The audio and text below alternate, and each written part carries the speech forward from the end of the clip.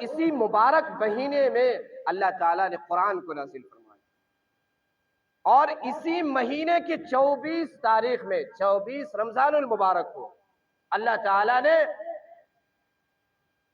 لوح محفوظ سے آسمان دنیا پر قرآن کو نازل فرمایا۔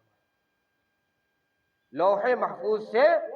اللہ تعالیٰ نے قرآن کو آسمان دنیا پر نازل فرمایا اسی رمضان المبارک کے 24 تاریخ میں، اور وہاں سے جیسی ضرورت ہوتی گئی اسی حساب سے اللہ تعالیٰ نے قرآن کو تھوڑا تھوڑا کر کے 23 سالوں میں نازل فرمایا۔ وہاں سے ایک ہی دن میں نازل ہوا، لیکن اس کے بعد جیسی ضرورت ہوتی گئی آپ صلی اللہ علیہ وسلم پر قرآن کو نازل کرتے گئے۔ اور اسی طرح اس کے علاوہ جتنے بھی کتاب ہیں، توریت ہو، زبور ہو، سب کو اللہ تعالیٰ نے اسی مہینے میں نازل فرمایا۔ اس مہینے کی فضیلت اتنی ہے کہ جتنی آسمانی کتابیں ہیں سب کو اللہ تعالیٰ نے اسی مبارک مہینے میں نازل فرمایا۔ حضرت ابراہیم علیہ السلام کے صحیفے بھی اسی مہینے میں، حضرت ابراہیم علیہ السلام کے اوپر جو صحیفے نازل کیے گئے وہ بھی اسی مبارک مہینے کے یکم تاریخ کو، 1 تاریخ کو اللہ تعالیٰ نے ان کے اوپر ان کے صحیفے نازل کیے۔ اور توریت جو حضرت موسیٰ علیہ السلام پر نازل کیا گیا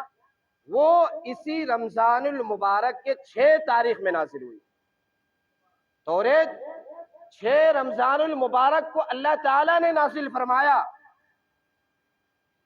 اور انجیل جو حضرت عیسیٰ علیہ السلام پر نازل ہوا وہ اسی مبارک مہینے کے 13 تاریخ میں نازل ہوا۔ 13 رمضان المبارک کو اللہ تعالیٰ نے انجیل کو نازل فرمایا، اور زبور حضرت داؤد علیہ السلام پر جو نازل کیا گیا وہ اسی مبارک مہینے کے 18 رمضان المبارک کو اللہ تعالیٰ نے نازل فرمایا۔ یہ اتنے آسمانی کتابیں اللہ تعالیٰ نے اسی مبارک مہینے میں مخصوص کیا، تب تو اس کی کوئی فضیلت ہوگی، تب تو اللہ تعالیٰ اس مہینے میں قرآن کو نازل کر رہے ہیں، توریت نازل فرما رہے ہیں، زبور نازل فرما رہے ہیں، انجیل اور اس کے علاوہ صحیفے نازل کر رہے ہیں۔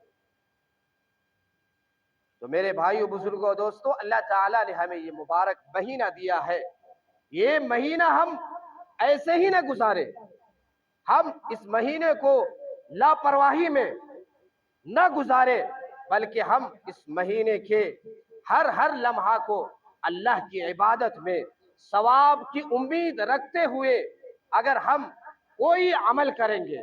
کوئی کاروبار بھی کریں گے تو اس پر بھی اللہ تعالی ہمیں اجر دیں گے، بشرطے کی نیت ہونی چاہیے، سچی نیت اللہ کے لیے، تب جا کر ہر چیز ہمارے لیے عبادت ہو سکتا۔ اسی طرح اللہ تعالیٰ نے حدیث میں آتا ہے کہ روزے کی فضیلت سے متعلق کہ اللہ تعالیٰ کا ایک قاعدہ کلیہ ہے کہ جتنے بھی اعمال انسان کرتا ہے